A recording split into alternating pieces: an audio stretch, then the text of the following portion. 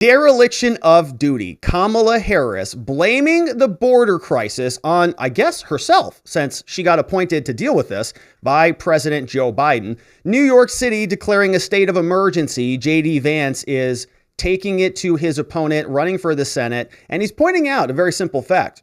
Somebody's doing the raping out there. I mean, it has to be coming from somewhere. But first, before we understand exactly how catastrophic the border has become, let's listen to Kamala, because she was on with some talk show host, doesn't matter, and he is asking her about this crisis. And remember, Kamala was appointed by Joe Biden to go and rectify this whole situation. And she went down to Guatemala and she said, do not come. She gave a speech on one of their podiums and she wagged their fingers at all those Guatemalans. And she said, don't you come to our country. And they didn't listen to her. They ended up coming. Not only them, a lot of others did. And they keep coming in large numbers. And she's being asked about this. Kamala, can you help us understand what's going on with this border? We're talking about people who have fled great harm. They've fled great harm. Fled. And they are coming here seeking refuge.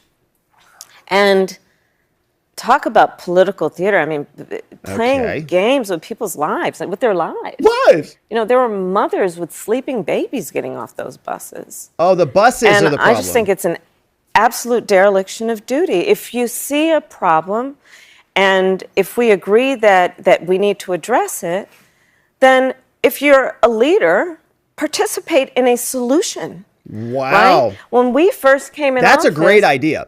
I love that idea. If you see a problem and you want to solve it, why don't you become a part of the solution? And if you don't, that's probably a dereliction of duty. Okay, well, I think there might be some problems around the country. Here's one. New York City declares a state of emergency due to several thousand migrants appearing in their city.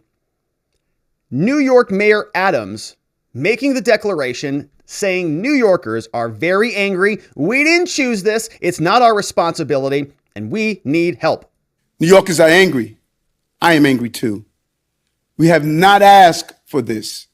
There was never any agreement to take on the job of supporting thousands of asylum seekers. This responsibility was simply handed to us without warning as buses began showing up. What do you think it's like down here at the border, my friend? There's no playbook for this, no precedent. That's the story of our lives here in Arizona and Texas. Take a look at this report from Fox News. Speaking of problems that Kamala Harris doesn't want to address, Fox News was out at the border interviewing migrants who are coming across in droves. Here's one scene and one interview with a migrant who said, "Thank you, Joe Biden. We love your administration. We're grateful to be here." United States. Griff? That's right, Ainsley, Brian, and Steve, good morning. And I'm just trying to process what I just heard from the vice president, that if you see a problem, well, let me show you a problem. Right we here. just had 200 plus migrants cross here in the Eagle Pass area. We're in Maverick County. They're from all over the world. In fact, I just met a few of these migrants here. Excuse me, sir. Where are you from? Sri Lanka. Sri Lanka. How long have you been traveling? For 45 days. 45 days you came from Sri Lanka. Did you come by boat? How did you come? Did you go through the jungle? Yeah, everything. Boat, jungle, we went through everything. And our Vice President Harris says the border is closed, but do you think that the border is open? Oh, we don't think so. And just let me ask you, sir, why are you here? We want to live here. We like the U.S. Yeah, it's a good place. You're at the U.S. And do you have any message for President Biden? We thank him for accepting us for living here. Okay, thank you very much. Thank you, Joe Biden, for accepting us for living here. Did they not get the memo from Kamala? She said, do not come. This guy thinks that it's an open border. Thank you, Joe Biden. It's great to be here. We love America. I'll travel 45 days to get there. All because the president and Kamala refused to do anything to solve the border problem. While Democrats continue to try to recover some lost ground in the polls, immigration continues to be a topic. JD Vance was having a debate with Ryan over there in Ohio. JD Vance has been criticized for his abortion position. Tim Ryan brought this up in a debate, and JD Vance says, while you're so focused on abortion, an issue that really doesn't carry with it a lot of weight in the minds of many Americans, here's how I would address that question, says JD Vance. As an exception. Look, I've always believed in reasonable exceptions. This is a misrepresentation of my view, but let's hear it from me, not from Congressman Ryan.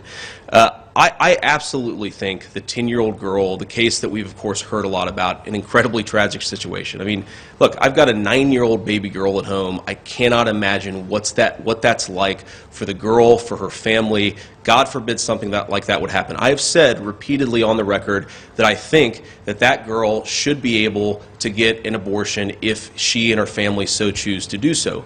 But let's talk about that case. Because why was a 10-year-old girl raped in our community, raped in our state in the first place? The thing the media and Congressman Ryan, they talk about this all the time.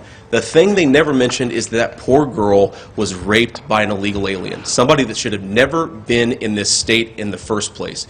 You voted so many times against border wall funding, so many times for amnesty, Tim. If you had done your job, she would have never been raped in the first place. Do your job on border security. Don't lecture me about opinions I don't actually have. They don't like that answer. They do not like it when they get blamed for that stuff, which, of course, is true. If they decided to secure the border, maybe those types of individuals would not be in the country, is JD Vance's argument.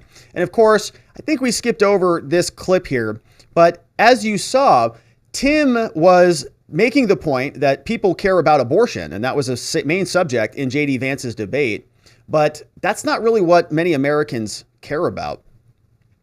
New polls from MSNBC show Americans really don't care about abortion all that much at all. Instead, they care about things that matter, like inflation and like rising costs. Said, when you look at our most recent NBC poll here and you ask folks, what is the single most important issue that's going to drive your vote in this year's midterm elections? A combined 34% cite either jobs in the economy or inflation. And you combine those two, that's the biggest single number you're going to get. And on that question, the Republicans have a nearly 30-point advantage over the Democrats. Wow. It's 8% in our most recent poll who cite abortion as the number one issue in their midterm vote. Democrats have a comparable advantage within that 8% over Democrats, but 34 versus 8. That's economy and inflation. That's where abortion is in between. Not really that relevant. People care about the stuff that matters to them, the stuff that hits their pocketbook, and that precludes them from being able to put food on the tables for their families. Not so much about abortion, which of course is the centerpiece of the Democratic campaigns all around America. And so, of course, we'll continue to cover the border. We'll continue to cover all of the election stuff. Thank you for liking this video before you jump on into the next one, and I look forward to seeing you right back here.